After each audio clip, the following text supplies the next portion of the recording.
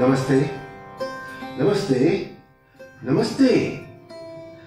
Donald Trump से लेकर Vladimir Putin और बेंजामिन नेतन्याहू जैसा संसार का हर बड़ा नेता और बुद्धिजीवी वर्ग आज दुनिया भर में सैकड़ों साल से चली आ रही हाथ मिलाने की आदत को छोड़कर नमस्ते कर रहा है। जानते हैं क्यों?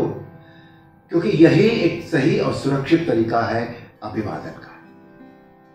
एक नियम हमारे बुजुर्गों ने बनाया है, वो है सवेरे उठते ही सबसे पहले अपनी हथेलियां देखना, जिसमें हम ये भावना रखते हैं कि कराग्रे बसते लक्ष्मी, कर मध्य सरस्वती, कर मूले तो गोविंद, प्रभाते कर दर्शनम। यानी हथेली के सबसे आगे वाले भाग में लक्ष्मी, बीच वाले भाग में सरस्वती और आधार में गोविंद भगवान बसते हैं।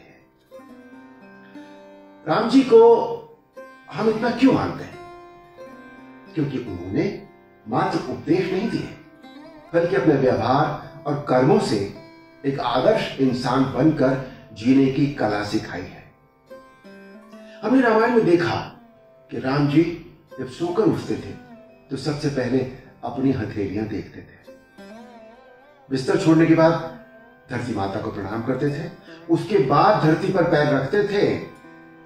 रामचरितमानस में लिखा है, प्रातः काल उठिके रघुनाथा, माता पिता गुरु नामहि माथा, आये सुमांगी करहि पुर काजा, देख चरित हर सही मन राजा। यानी सवेरे उठ के राम जी माता पिता गुरु और बड़ों को प्रणाम करते थे, उनकी आज्ञा से सारे काम किया करते थे और ये देखकर दशरथ जी खुश होते थे।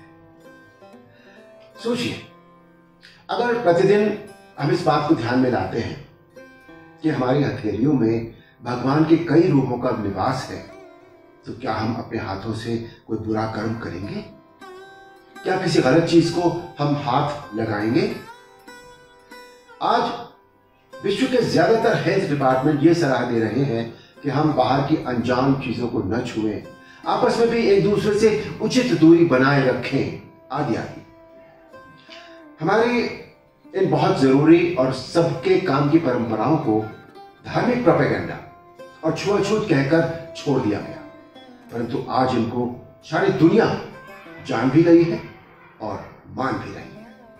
ये धरती मां जिसने हमें अपने ऊपर बिठा रखा है, हमारा भार सहन कर रही है, हमारे खाने के लिए दाना पानी, सब्जियां, फल, वनस्पतियां आदि दे रही है, हमारे द्वारा फेंका गया तरह तरह का कचरा और गंदगी अपने ऊपर झेल रही है।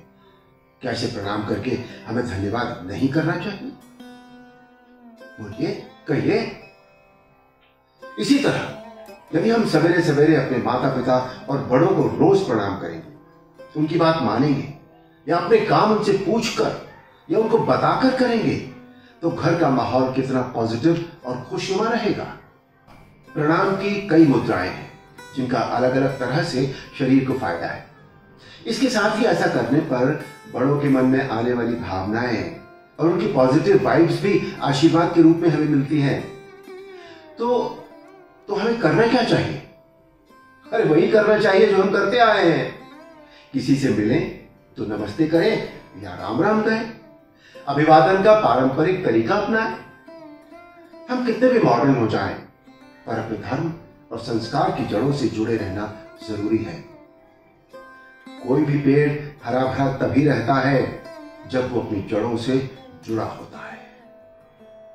राम और रामायण हमें यही सिखाते हैं।